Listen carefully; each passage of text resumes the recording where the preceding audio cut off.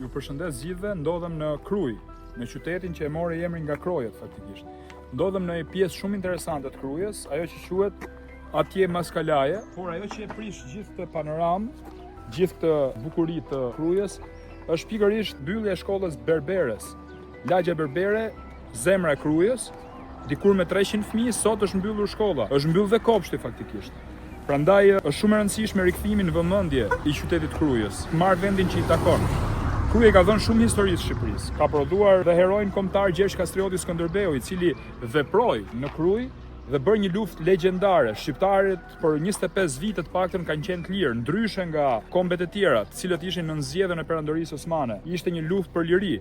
Kruja pra e lavdishme sot është kthyer në një rronoj, në një qytet fantazëm, pa lavdi.